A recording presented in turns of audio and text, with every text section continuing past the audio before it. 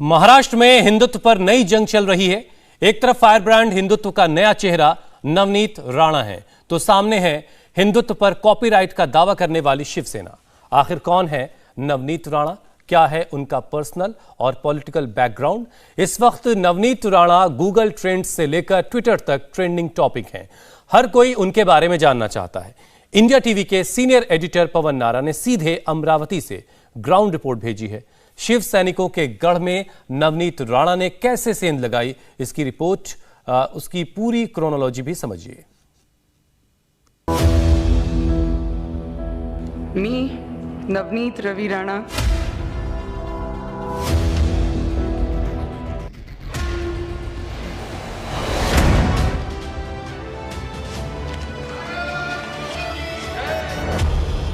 इस एक नाम ने महाराष्ट्र की सियासत के पावर हाउस शिवसेना की जड़ें हिला दी हैं। शिवसेना के 56 साल के इतिहास में जो डेयर कोई नहीं कर सका, वो फायर 36 साल की नवनीत कौर राणा में दिखा। नवनीत नाम सुन के क्या लगा? फ्लावर है? फ्लावर नहीं, फायर है। क्या? फायर।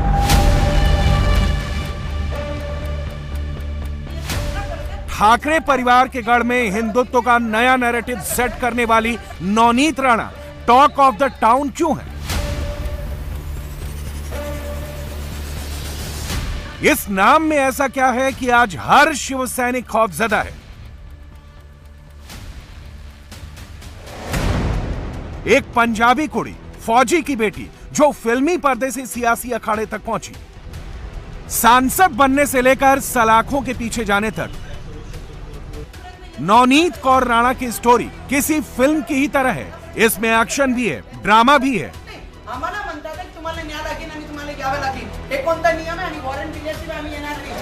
फुल ऑन एंटरटेनमेंट भी है, करीब 8 साल की ग्लैमरस दुनिया भी है।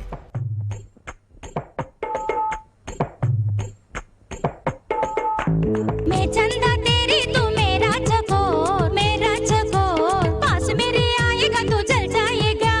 तू मेरी रंभा है, तू मेरी मेनका, दिल ये जवान है, लाला की जान है। दे देना दन, जब भी करे है तो दुश्मन करे है तो यारा, दुश्मन करे तो तेलुगु फिल्मों में कामयाब एक्टिंग करियर भी है।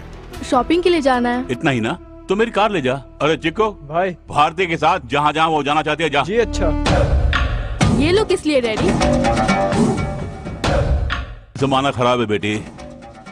पेपर राम के शहर में कितने सारे दुश्मन हैं, तू तो जानती ही है। किसी पे भरोसा मत करना। चल जा। रील से रियल लाइफ तक जबरदस्त इमोशन भी है, गजब का क्लाइमेक्स भी है।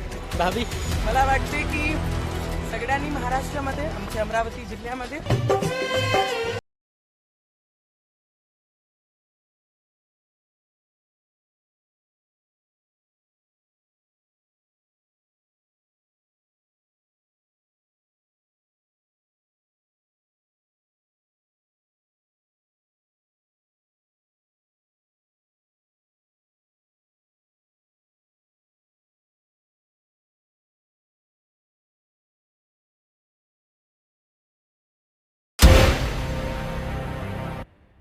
आज की तारीख में नवनीत कौर राणा क्या है,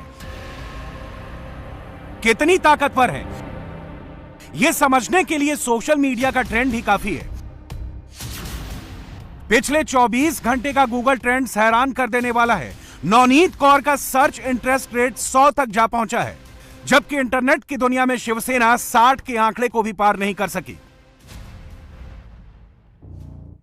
ट्रेंडिंग हैशटैग को ही ले लीजिए, बात तो हर कोई कर रहा है, पूछ तो सब रहे हैं।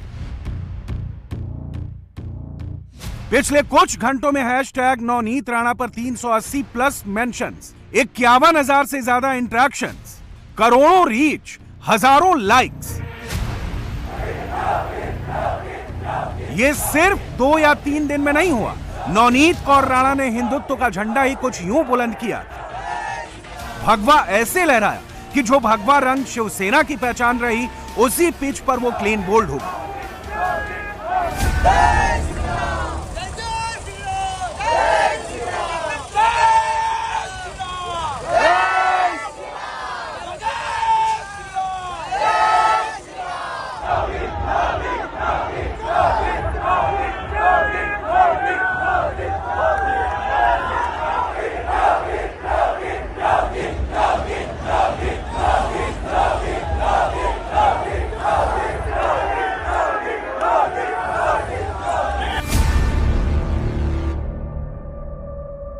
एक्शन और थ्रिलर से भरपूर इस सियासी फिल्म की शुरुआत होती है महाराष्ट्र के अमरावती से।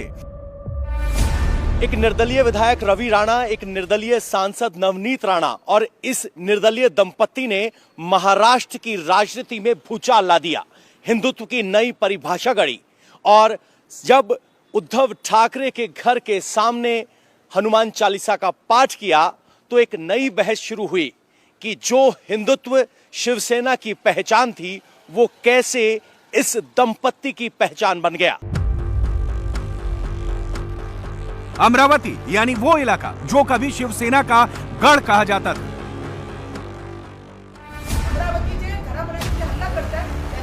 मगर 19 में सब बदल गया। इसी अमरावती में नवनीत कौर राणा ने अपनी दहाड़ से शिवसेना के किले में ना सिर्फ सेंध लगाई बल्कि शिवसैनिकों के एक छत्र राज को खत्म करते हुए अपना वर्चस्व कायम कर लिया। 19 में देश भर में मोदी की सुनामी चली और इस सुनामी ने नवनीत कौर की सियासी नैया पार लगा दी। 2014 में जब मैंने कंटेस्ट किया था तब मैं एक वेव थी, मोदी वेव थी, एक मोदी लहर थी, पर इस बार मोदी सुनामी थी। और सुनामी में इतनी ज़्यादा मतों से साथ दिया, आशीर्वाद दिया, तो मुझे लगता है ये श्रेय मेरे मतदारों का है, यंगस्टर्स का है, जो मुझे स्ट्रेंथ बन के मेरे साथ उनकी एनर्जी उन्होंने साथ में दी, उनका है। महिला मेरी बैकबोन बने। शिवसैनिकों से नवनीत कौर का सियासी पंगा आज का नहीं, सालों पुराना है। ये तनातनी, ये उठापटक तो 2014 में ही शुरू हो गई थी। इस वक्त जो कुछ हो रहा है वो तो महाराष्ट्र की सियासी पिक्चर के क्लाइमेक्स सीन की शूटिंग है। हनुमान चालीसा का पाठ भले ही उद्धव ठाकरे के घर के बाहर हुआ हो, लेकिन अमरावती में इस तरह से हनुमान चालीसा के लिए लगाए गए ये केसरिया झंडे एक हकीकत है, क्योंकि अमरावती की गलियों में आपको इस तरीके से झंडे दिखाई देंगे। और सिर्फ ये एक चौराहा या एक गली नहीं है, बहुत सी गलियों में इस तरह के पोस्टर लगे हैं। आगे भी आप देखेंगे तो केसरिया झंडा लगा हुआ है जिस पर हनुमान चालीसा और हनुमान जयंती की शुभकामनाएं लिखी गई हैं। ये अमरावती की ग्राउंड रिपोर्ट है। भले ही ये हनुमान चालीसा का पाठ मुंबई में मुख्यमंत्री के आवास पर हो रहा हो, लेकिन हकीकत ये है कि इस पूरे इलाके में हनुमान चालीसा को लेकर पूरा चर्चा या कहें कि पूरा समागम 20 और 21 तारीख को ही शुरू हो गया था। और जब नवनीत राणा ने ऐलान किया कि वो उद्धव ठाकरे के घर के बाहर हनुमान चालीसा का पाठ करने जा रही है, तब शिवसेना ने उन्हें चुनौती दी कि वो उनके घर पर आकर पाठ करेंगे, जिसे नवनीत राणा के समर्थकों ने हाथों हाथ लिया और शिवसेना के स्वागत के लिए घर पर हवन कुंड स्थापित कर दिया। एक एक करके सबकी बात करेंगे, पहले की भी कहानी सुनाएंगे, आगे की भी बात बताएंगे, मगर सांसद नवनीत कौर राणा से पहले एक्ट्रेस नवनीत कौर की बात करते हैं। सियासी पिच पर बैटिंग से पहले नवनीत राणा साउथ की मोस्ट सॉट आफ्टर एक्ट्रेस थी। 5 भाषाओं का ज्ञान उनका प्लस पॉइंट था, तभी तो नवनीत ने तेलुगु, कन्नड़, तमिल, मलयालम, पंजाबी हर तरह की फिल्मों में काम किया, नाम कमाया।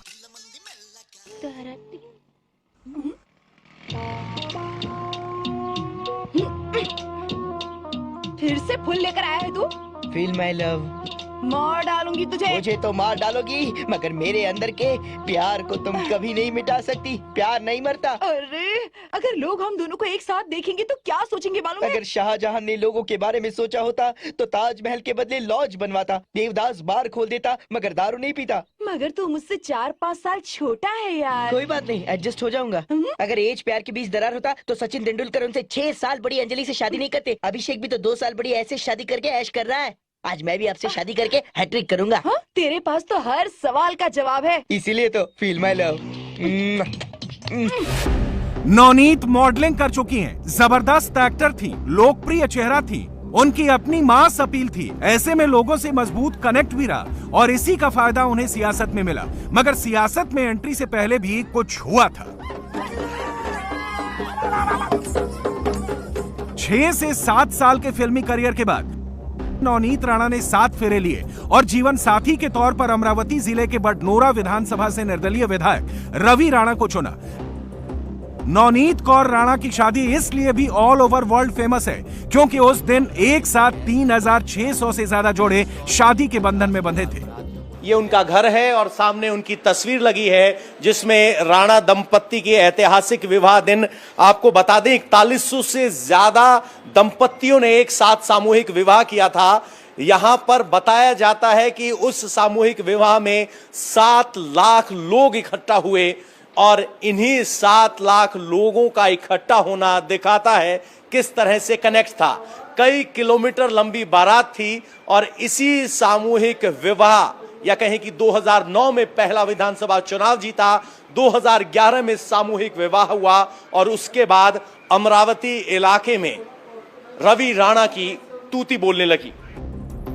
रवि राणा और नवनीत कौर की प्रेम कहानी भी काफी फिल्मी है। 2010 में दोनों की मुलाकात एक योग शिविर में हुई और ये मुलाकात दोनों के लिए जीवन भर की सौगात बन गई। काटने वाली है तो देखी जाएगी, आज बाल कटिंग होगी।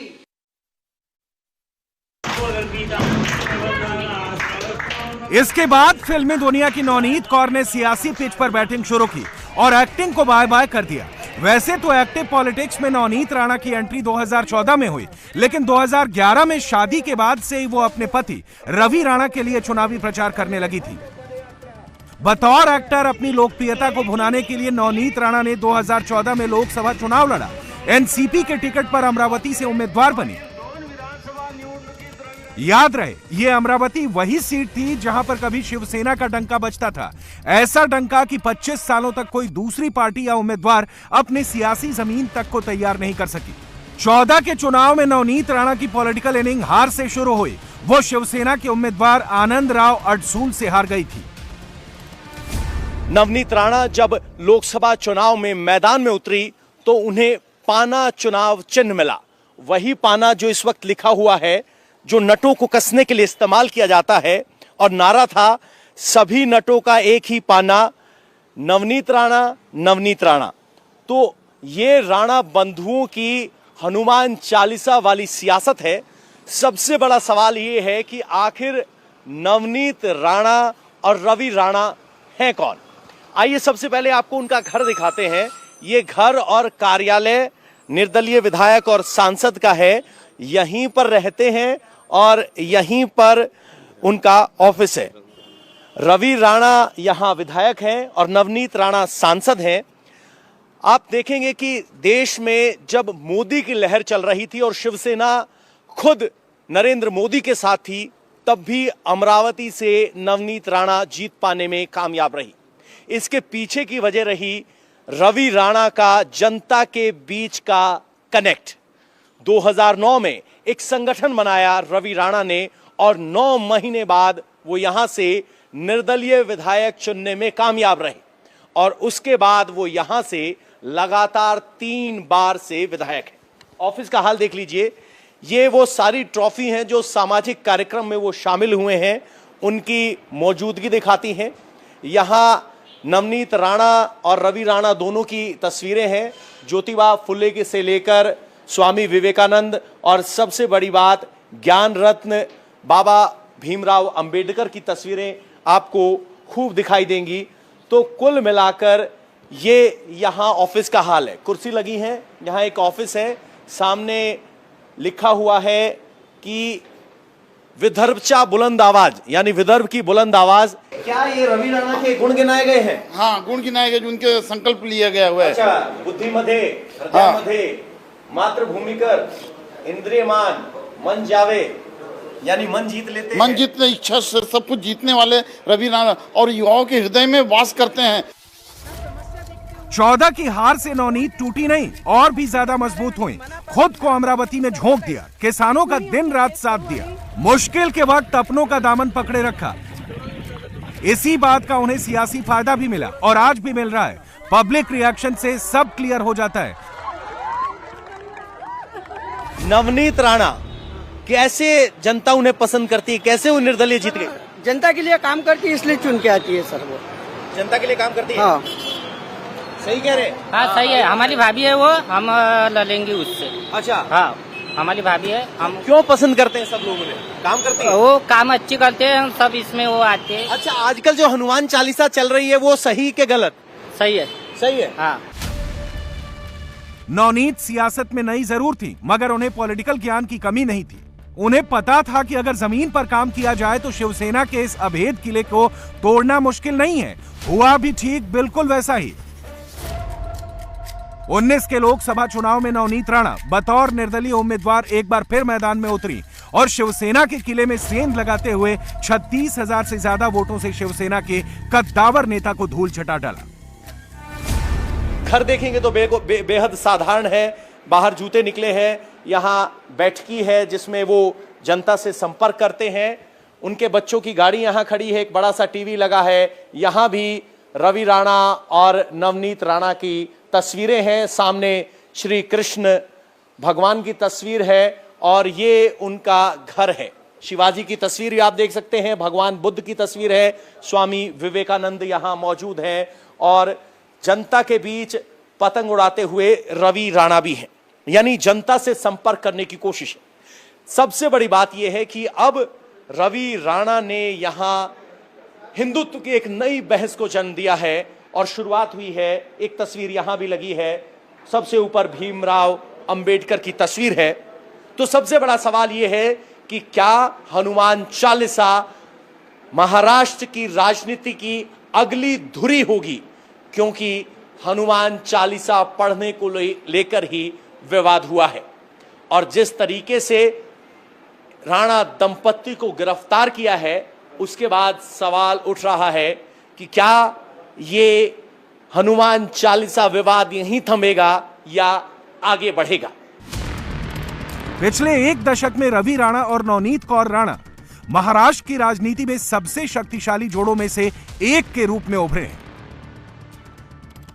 नवनीत को भाजपा का कट्टर समर्थक माना जाता है। कई मामलों पर वो खुलकर मोदी सरकार का समर्थन कर चुकी हैं। शिवसेना से उनकी तनातनी की एक वजह यह भी है। हनुमान चालीसा का विवाद होने के बाद नवनीत राणा और रवि राणा के घर को शिव सैनिकों ने यहां अमरावती में घेरा और यहां पथराव होने की भी खबर आई।